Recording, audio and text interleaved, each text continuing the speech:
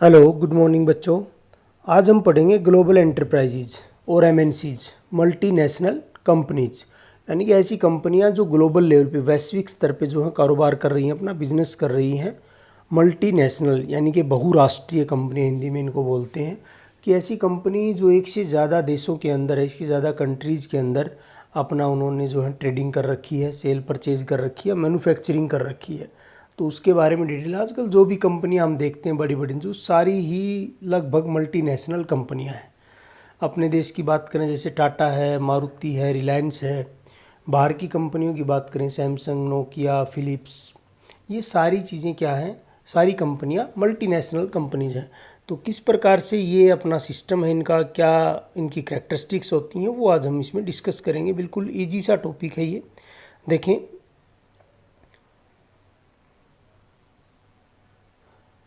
Global enterprises, इनको क्या बोलते हैं, ग्लोबल एंटरप्राइजेज या MNCs, multinational companies.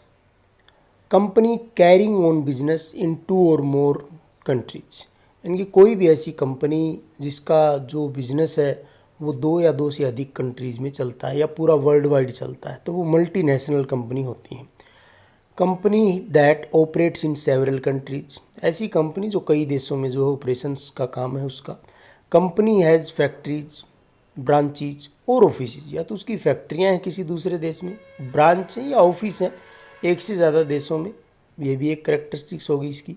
ब्रांचीज are also called majority owned foreign affiliates, MOFA, ये इनको बोलते हैं कि मेजॉरिटी ओन्ड फॉरेन एफिलिएट्स, कि बाहर की जो हैं किसी देश के द्वारा एफिलिएशन से उनका रजिस्ट्रेशन बाहर का है। ब्रांचीज काफ़ी देशों के अंदर हैं, जैसे किसी ने दे दिया एडिडास, नाइकी है ना, रिबॉक है, सैमसंग है, काफ़ी कंपनियां हैं। मल्टीनेशनल कंपनीज में it is also known as multinational corporation भी बोलते हैं। तो सारे नाम आपको पता होने चाहिए कि क्या क्या बोलते हैं, global enterprises, multinational companies, multinational corporations, transnational corporations, global giant, world enterprises, international enterprises, MNCs, etcetera etcetera नाम दे रखे।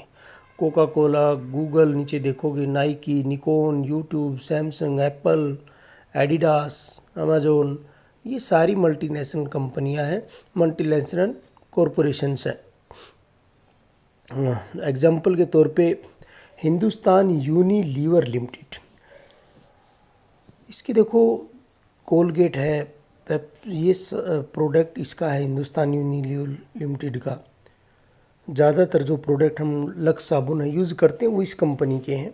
ITC लिमिटेड इंडिया की है। सुजुकी, ये भारत की कंपनियां हैं और मल्टीनेशनल लेवल पे काम कर। सुजुकी जापान की है जो मारुति के साथ मिलकर कारोबार करती है, मारुति सुजुकी कंपनी। सुजुकी की अलग से बाइक भी आती हैं।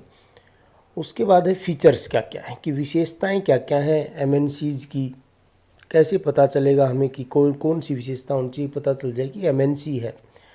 तो फर्स्ट है ह्यूज कैपिटल। अब देखो, अगर छोटे लेवल पे बिजनेस करना हो तब भी बहुत पैसा चाहिए होता है, और ये कंपनियां क्या कर रही हैं, ये वर्ल्ड वाइड काम कर रही हैं, तो इसके अंदर जो इन्वेस्टमेंट है वो बहुत बड़ी है। They have large capital investment as they are running large scale business unit. तो कह रहा है इनके पास क्या होती है, इन्वेस्टमेंट के रूप में एक बड़ी कैपिटल होती है, क्योंकि बड़े लेवल पे बिजनेस कर रहे हैं। Investors and financial institutions of the host country, host country मतलब जिस देश की कंपनी है, will be ready to invest in MNCs because of their credibility, क्योंकि वर्ल्ड लेवल पे कोई काम कर रही है कोई कंपनी, तो उसकी साख की ऐसे क्रेडिट, गुडविल कह सकते हैं, वो बहुत अच्छी होती है। तो उसमें इन्वेस्टर्स जो हैं, जो शेयर वगैरह खरीदना चाहते हैं, या फाइनेंशियल इंस्टीट्यूशंस हैं जो लोन वगैरह देते हैं, वो बहुत जल्दी लोन दे देते हैं, और इनके शेयर्स भी बहुत जल्दी बिकते हैं अच्छे प्राइस के ऊपर। तो ये ह्यूज कैपिटल एक। दूसरा है फॉरेन कोलैबोरेशंस, कोलैबोरेशन मतलब सहयोग। Global enterprises usually collaborate with Indian companies, both private and public sector. By this both the parties will be benefited by sharing technology, brand name etcetera. जैसे Suzuki Japan से आई, मारुति के साथ किया, पहले hero Honda एक साथ थी, है ना, तो होंडा जापान की थी, हीरो अपने देश की थी, तो उसमें टेक्नोलॉजी का बेनिफिट मिला हमें, क्योंकि जापान की टेक्नोलॉजी थोड़ी एडवांस टेक्नोलॉजी अपने देश से। ब्रांड नेम का फ़ायदा मिला जो पहले से चल रही होती है, कई कंपनीज के पास कुछ मार्केटिंग स्किल्स होती है उसका फ़ायदा मिलता है, पहले से कोई बाज़ार होता है वैश्विक स्तर पे उसका फ़ायदा मिल जाता है। तो कोलाब्रेशन से ये चलती हैं कंपनीज। कोलाब्रेशन क्यों किया जाता है? क्योंकि जो पहले से कंपनी होती है किसी देश के अंदर उसका एक रेडी मार्केट होता है, पहले से उसकी थोड़ी सी गुडविल होती है, उसका बेनिफिट मिल जाता है फॉरेन कंपनीज को। उसके बाद है advance technology. MNCs are able to provide world-class product of international standard by using advanced technology in the areas of production, marketing, etc. etc. अब वर्ल्ड लेवल के ऊपर काम कर रही है तो किसी देश की अच्छी टेक्नोलॉजी वो यूज़ कर सकती हैं, किसी की मार्केटिंग स्किल्स अच्छी हैं वो यूज़ कर सकती हैं, क्योंकि एडवांस लेवल पे प्रोडक्ट रखना पड़ता है। जितना बड़े लेवल पे बिजनेस उतनी ही बड़े लेवल पे कंपटीशन। तो उसमें क्या होता है, बहुत ज़्यादा क्वालिटी प्रोडक्ट, हर छोटी से छोटी चीज़ का ब्रांडिंग, पैकेजिंग, मार्केटिंग, टेक्नोलॉजिकल सब चीज़ों के ऊपर जो है वो बहुत ध्यान देना पड़ता है। तो इनके पास बहुत एडवांस टेक्नोलॉजी ये कंपनियाँ यूज़ करती हैं जिससे कि प्रोडक्शन बहुत अच्छा हो सके। फिर है मार्केटिंग स्ट्रेटजी की बात है। मार्केटिंग स्ट्रेटजी मतलब कि आपको प्रोडक्ट लॉन्च कैसे करना है, उसको घर घर कैसे पहुंचाना है, बेचना कैसे है, क्या एडवर्टीजिंग स्किल्स यूज़ करनी है, पैकेजिंग क्या यूज़ करनी, प्राइस स्ट्रेटजी क्या रखनी, काफ़ी चीज़ें आती हैं मार्केटिंग स्ट्रेटजी के अंदर। They adopt aggressive marketing techniques to increase the sale in the short. क्योंकि वहाँ पर क्या होता है, किसी भी मान लो बाहर की कोई कंपनी अपने देश में आके बिजनेस करती है तो उसको यहाँ पे जो लोकल ट्रेडर्स हैं, लोकल कंपनीज हैं, उनसे भी कम्पीट करना होता है, और पहले से देश की कोई और कंपनी उससे भी करना होता है, और बाहरी देशों की कंपनियां उनसे भी करना होता है। तो बहुत एग्रेसिव मार्केटिंग टेक्निक यूज़ करनी पड़ती है शॉर्ट पीरियड में सेल्स को इंक्रीज करने के लिए। They have advance marketing information system, advertising and sales promotion. Sales promotion ये आता है ना कई बार 50+40 ऑफ, सेल्स प्रमोशन टाइप चीज़ें हैं।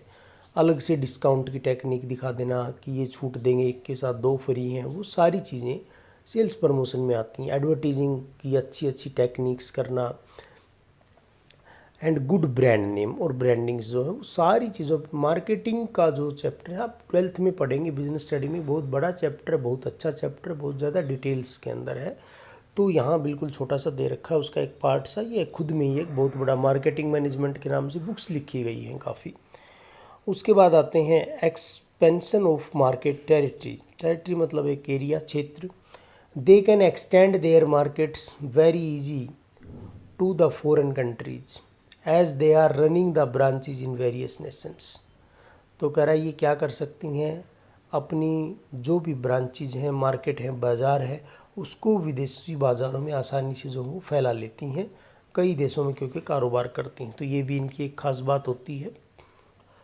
फिर है प्रोडक्ट इनोवेशन। इनोवेशन मतलब कुछ नया, कुछ न्यू लेके आना।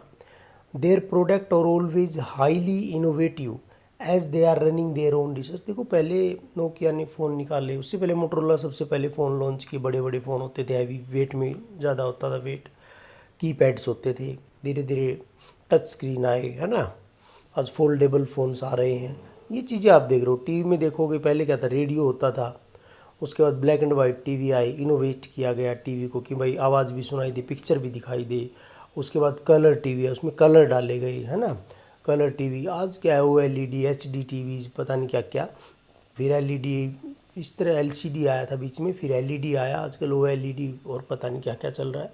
तो ये इनोवेशंस है। लाइट्स में देखोगे बल्ब होते थे, है ना, बड़े बड़े, अब LED लाइट्स आने लग गई हैं, कम जिनमें कंजप्शन होता है इलेक्ट्रिसिटी का। तो ये इनोवेटिव चीज़ें हैं, हाईली इनोवेटिव्स। हम फ़ोन पर पढ़ाई कर रहे हैं, ये भी एक इनोवेशंस है कंपनियों के द्वारा, यूट्यूब है, ये चीज़ें हैं। Their products are always highly innovative as they are running their own research and development. खुद का एक R&D डिपार्टमेंट होता है बड़े लेवल पे जो रिसर्च करता रहता है कि इसमें और क्या सुधार की गुंजाइश है, लोगों को क्या चाहिए, ज़्यादा से ज़्यादा हम सुविधा दे सकें। डेवलपमेंट विंग होती है for developing new products and superior design for existing products. तो ये सारी चीज़ें इसके अंदर होती हैं। MNCs के अंदर काफ़ी, कहने का मतलब, खर्च करती हैं रिसर्च एंड डेवलपमेंट के ऊपर। उसके बाद है सेंट्रलाइज्ड कंट्रोल। कंट्रोल एक जगह से रहेगा, जो मेन इनका होम ब्रांच रहेगी, The headquarters of MNCs are exercise better control over the operations of its branches in various countries as they operate within the policy framework for the parent organization. जो starting में जो एक बनाया था, जैसे मान लो हमारे देश की कंपनी ने मुंबई में ऑफिस बना लिया एक, उसके बाद उन्होंने अलग अलग कंट्रीज़ में ब्रांचेज उसकी खोल दी, तो मेन ऑपरेशन वहाँ से जो भी फ्रेमवर्क होगा पॉलिसियाँ वो पेरेंट ऑर्गेनाइजेशन से होती हैं, जो मेन ऑर्गेनाइजेशंस होता है। तो सेंट्रलाइज्ड कंट्रोल जो एमएनसीज का होता है। तो ये आज हमने पढ़ा एमएनसीज के बारे में। अब बुक्स में भी पढ़ें, उसमें और ज़्यादा डिटेल्स हैं, समझ में आ जाएंगे, बहुत ईजी होती है बिजनेस स्टडी, ऐसा कोई इशू नहीं है। तो आप इसको देखें, यूट्यूब पे देखें अच्छे से, और गूगल वगैरह पे सर्च करें क्या होता है, ज़्यादा से ज़्यादा जानकारी जुटाएं जो भी टॉपिक आपके सामने आए उसके बारे में। Okay, thank you, have a nice day.